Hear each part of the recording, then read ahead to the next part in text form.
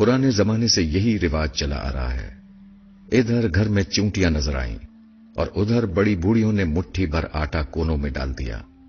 चूंटियों से भी निजात और सदके की नेकी मुफ्त में। अब्बा हंसने लगे तो खातून के चेहरे पर भी मुस्कुराहट आ गई।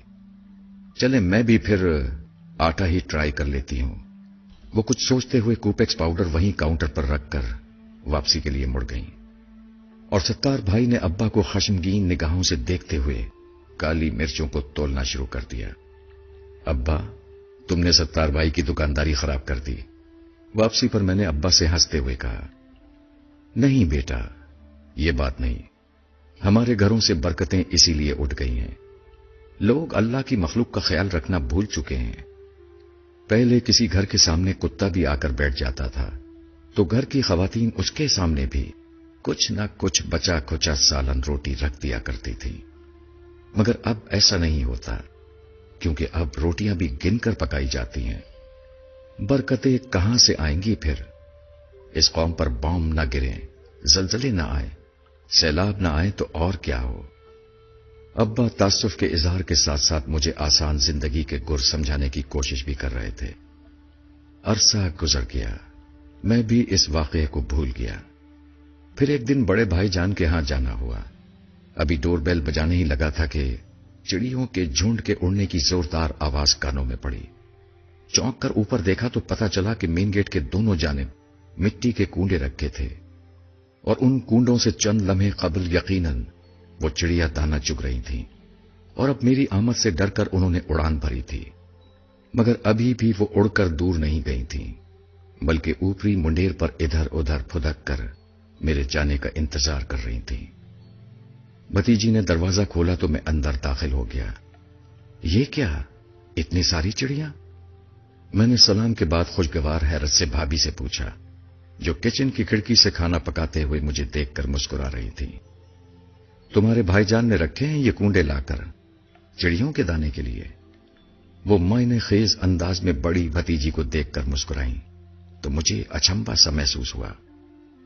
शाम को भाईजान आए तो मुझसे रहा ना गया। भाईजान, ये चिड़ियों के लिए दाना रखने की कोई खास वजह है क्या? नहीं, बस ऐसे ही। अच्छा होता है, सदका देते रहना चाहिए। भाईजान ने आहिस्ता से समझाया, ये बहुत जरूरी होता है, खुसूसन जिस घर में बेटियां हों। फिर बताने लगे कि किसी बुजुर्ग के पास एक शख्स ने आकर बताया कि वो गरीब आदमी है और परेशान है कि अपनी जवान बेटियों की शादी किस तरह कर पाएगा, क्योंकि गुर्बत की वजह से कोई उसकी बेटियों से शादी करने को तैयार नहीं। बुजुर्ग ने मशवरा दिया कि रोज 200 भूखों को खाना खिलाओ, तुम्हारा मसला हल हो जाएगा। गरीब आदमी मारे एहतराम के बुजुर्ग को तो कुछ न बोल पाया, अलबत्ता आस्ताने से बाहर आकर ज़ारो कतार रोने लगा। पास से गुजरते हुए किसी दाना ने पूछा, रोते क्यों हो? गरीब ने जवाब दिया, गुर्बत ने पहले ही मार मार कर अधमुआ किया हुआ है और सरकार ने फरमाया है कि रोज 200 भूखों को खाना खिलाओ, तब बेटियों की शादी मुमकिन होगी। दाना आदमी मुस्कुराकर बोला, भले आदमी, भूखा क्या सिर्फ इंसान होता है?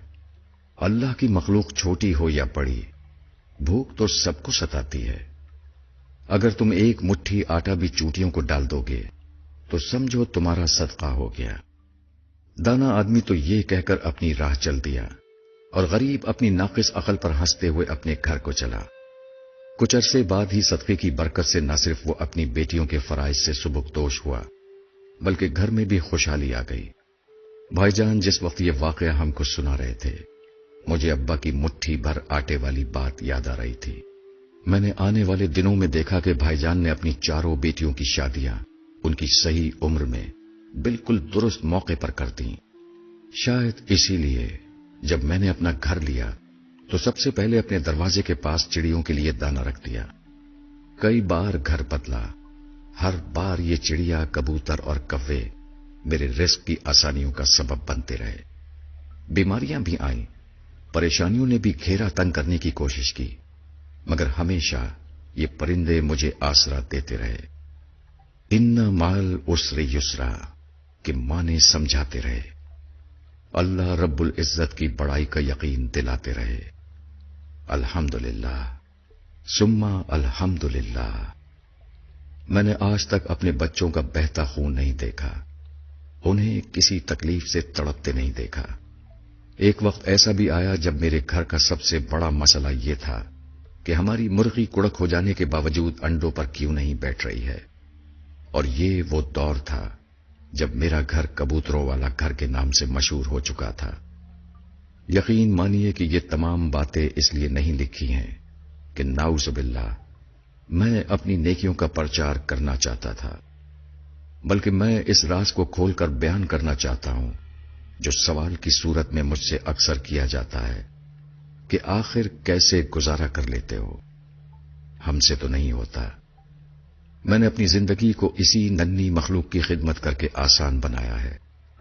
तमाम बड़ाइयां उस रब के लिए जिसने मुझे इस काबिल बनाया कि मैं ये कर सकूं। अल्लाह हम सबको सदकात की तौफीक अता फरमाए। आमीन।